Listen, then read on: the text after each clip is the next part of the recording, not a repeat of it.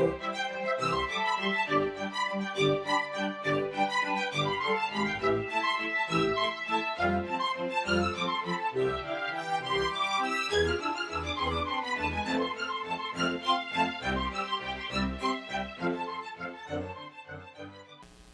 to the Secrets of College Planning. I'm your host, Anthony Uva, and today we're at the NCAA convention in Phoenix, Arizona. My guest today is Phil Riordan, and he is from Elmhurst University. And welcome to the show. Thank you. Happy to be here. So usually I start my guests where they went to college. So where'd you go to school? I went to Bowling Green State University in Ohio. Wow, fantastic. Yeah. So give us a sense of how you got from going to school there. Can you give us a sense of Bowling Green and what it was like the 4 years that you went to school there? Yeah, so Bowling Green is an institution of about 20,000 students. And I had a great time in college. I had fun. I became an RA while I was there to help pay the bills. And thinking I was going to be an attorney and go to law school. And then somebody tapped me on the shoulder and said, "You ever think about going into student affairs?" And I said, "What is student affairs?" And from there, it has taken me now on a 39-year career in higher education. Wow, fantastic. So give us a sense of, you don't have to tell us every single stop, but if you want to, that'd be fine. How did you go from there to becoming the Vice President of Student Affairs? Yeah, luck in probably being in the right place at the right time. You probably know in our profession, to move up, you need to move out. And so I have been to James Madison University in Virginia, and then I went to University of North Carolina at Charlotte. And then from there, I went to Millersville University in Pennsylvania, to Lynn University in Boca Raton, Florida, wow. And then now to Elmhurst University. Wow. And in every stop, it was a promotion and move up and to what I'm doing now. Fantastic. So now, we're at the NCAA conference. You're the Vice President of Enrollment for Elmhurst University. What exactly are you doing here, and what are you finding out here? Yeah, so athletics reports to me directly, and so I'm here to really talk to colleagues about athletics in the Division III spectrum, and particularly about funding. And as enrollments continue to decrease, and as we are about to hit this demographic cliff in 2025, especially the small private schools, but all of us will be competing for the same students. And which means, if we even take a little bit of drop, because as a small private institution, we're tuition funded. So we need people to attend the institution. And, if we have to back off some budgets, how do we do that? And how do we, remain competitive? And so I'm here specifically to talk to other Division III institutions who are similar to us, to talk about, the planning and the expenses, and just like everything else, prices are going up, and how do we continue to compete on that level? So what are you finding out from them? Is there anything that's looking good for the future? Yeah, I wish there was some kind of magic bullet, but there isn't. I happen to work at an institution that is doing incredibly well. Enrollment has been up every year for the last 8 years, and really good retention rates. And I think we're going to be in a good position. And I worry about some of my sister institutions of how well they're going to do down the road, as we hear about school closings every year. But I just, I think what I'm getting from everybody is we're all in the same boat, and we're going to have to trim and make decisions based on whatever our particular institutions are facing at the time. Now, cutting things out, is that sports related? Is that different types of majors, or is it everything? Yeah, I think depending on how much the enrollment drops, it's everything. Athletics, half our incoming class are athletes. And so, we really can't cut in that area because we've got to provide a product that is going to entice students to want to come and play for us. And so it's really important that we look at athletics a little differently because it is a recruiting tool. Sure. And a retention tool. And so I don't know that we're really looking at cutting in that area. It's more, hey, the bus to take it from one institution to another just went up another $250 per bus, and well, how many bus trips do we do a year? And all of a sudden, that's where it adds up, and that's where we're going to have to look at, maybe not allowing some of our teams to go as far as they have in the past to say the budget just doesn't allow for you maybe to take that trip to Washington. Gotcha. Maybe you got to go someplace else this year. So now give us a sense of what Elmhurst University is. Where is it? What's it look like? Give us a sense of it. So Elmhurst University is in a suburb just outside of Chicago where we have a train stop, and you can take the train and be in downtown in 15 minutes, which is great. We are a Hispanic serving institution, so which means we have over 25% of our population is Hispanic. And in the Chicagoland area, which encompasses most of the suburbs around Chicago, the Hispanic population is the largest growing population in the area. So us and our sister institutions, that's where we're getting a lot of our students now. It is a really great, wonderful liberal arts institution. We are an arboretum. Which is, when you look at the outskirts of campus, it's like, it's okay. When you get in the middle of campus, it looks like a private East Coast, highly ranked liberal arts college. It's got the chapel on one end, the mall, all these beautiful trees. It's gorgeous. And, we always say if we can get somebody to take its tour, we're going to get them. Yeah. And so it's really a great little place. We have about 3,000 undergrads, about 600 graduate students. Wow. So yeah, it's a really nice place to work and be a part of. Now, how long have you been there? I've been there 7 years. And what do you find the student body picks up in like majors and things of that sort? Do you see one major better than another? Do you see a lot more people coming to school for a particular major, or is it pretty much everything?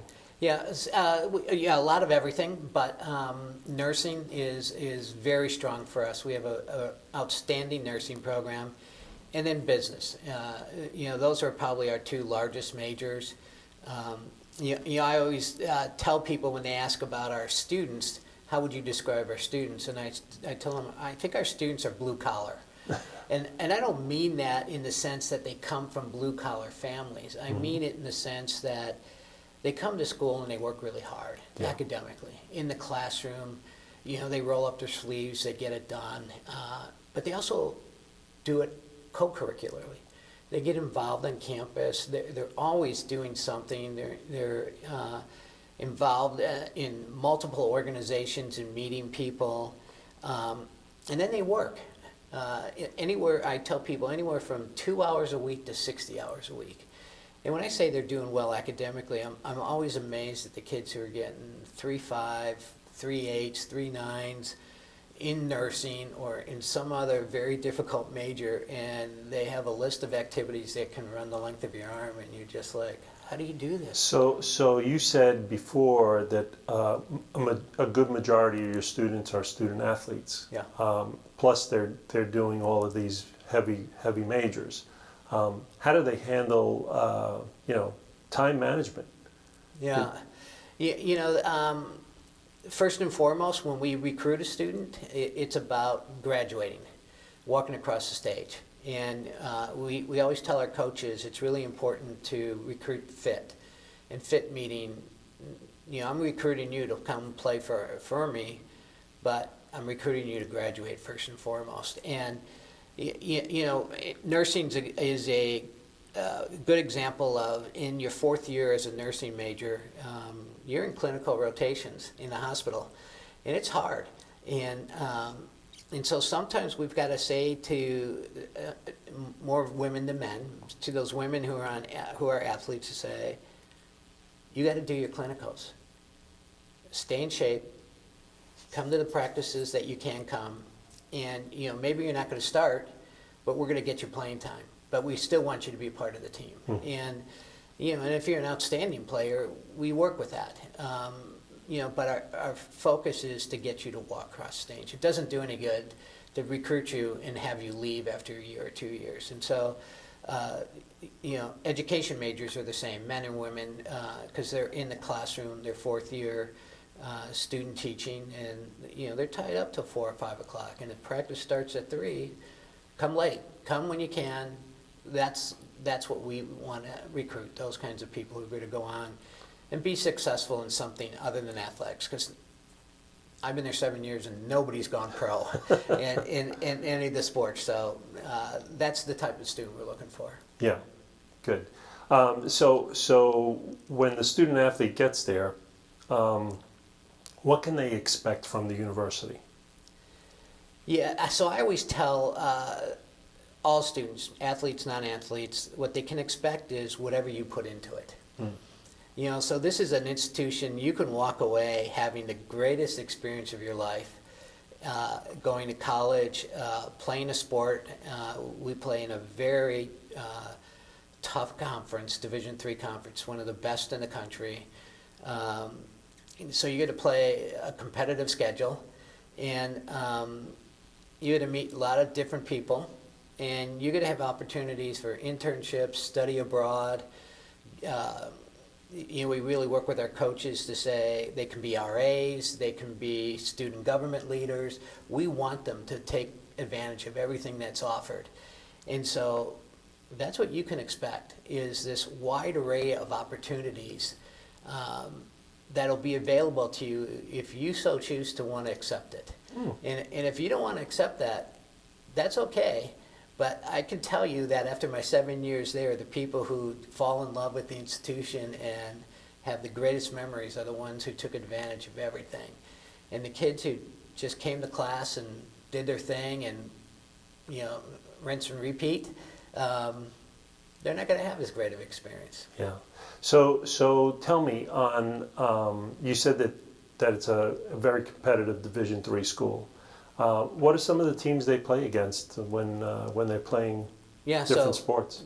North Central in football. So North Central, I think, has won the national championship 2 of the last 4 years. They played for the national championship this year, and unfortunately, they did not make it. They did not win. They lost the national championship game. We were in the Final Four in basketball, played for the national championship 2 years ago. Wow. And we have another very competitive men's team again this year.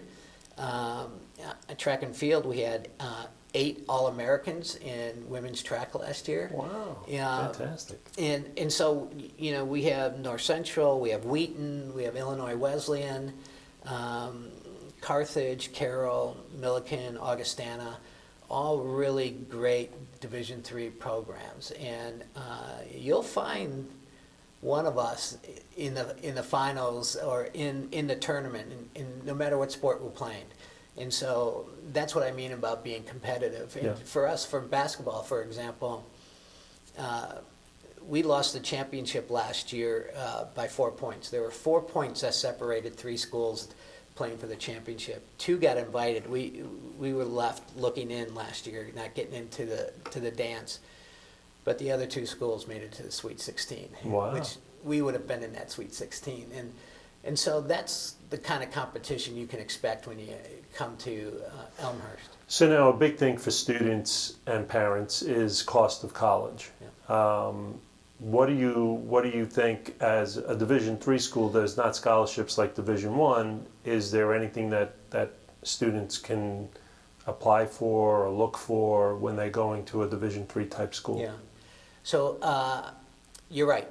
We don't give any scholarships, but what we do is give grants. And every student who comes in gets some kind of academic grant based on your high school GPA or your typically it's a graph.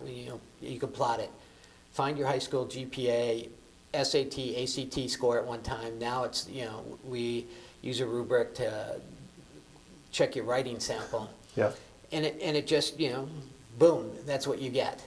The students who have done very well academically in high school are going to get $20,000. The people who struggled are probably going to get $10,000. Mm-hmm. Everybody gets something, and then we tell them look for other things. So we do some competitions. We have this program. It's called the Niebuhr Scholars, and students can enter a video of their community service and why community service is important to them and what they have done. Just by entering, you get $1,000 off your tuition. Wow. And so we have a couple of those kinds of things to encourage people to submit videos. And I'll tell you, when you watch the final 2 or 3 videos, you better have a box of tissues nearby. And it's just amazing some of the things our students have overcome, have become passionate about all over the world. And the things they have done, it reminds me of last night. I don't know if you got a chance to be at the opening session last night, but you listen to some of the people who won awards and you just think to yourself, boy, what have I done? Yeah. And that's how I watch these videos. It's the same way as to say, boy, they're 18 years old and I haven't done anything like that. And so those are ways students can take a little bit off here or there. Great. And then there are scholarships that they can apply for outside in the Chicagoland area to give them opportunities to bring the cost down. Great. So we're coming to the end of our show, and usually I ask my guests, what advice do you want to give to students and parents that are watching this? What advice do you want to give them? Yeah, so I would say the best advice I can give you is as you go across campuses with your sons or daughters, they will know. How they know, I don't know. I did this with my daughters. We'd walk across the campus. I'm like, this is great. Like, I hate it. Like, can we go?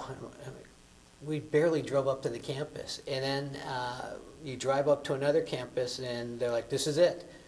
We haven't gotten out of the car. And somehow they know. So I would tell parents, you got to trust your son and daughter that they're going to find some place they feel comfortable. But I also would share, especially to the students, take advantage of everything that's being offered. Don't be afraid to get out of your comfort zone. Go meet people, join a club or organization, do something where you will meet people, and then all of a sudden you have all these friends. And you don't know how it happened, it just happened. And if you do that, you will do well academically, and you will have had a great experience no matter where you go. But be willing to get out of your comfort zone. Well, that's great. the advice I would give. Well, thank you very much for coming on. I appreciate it. You're welcome. Yeah. So you've been watching The Secrets of College Planning. I'm your host, Anthony Uva. Until next time.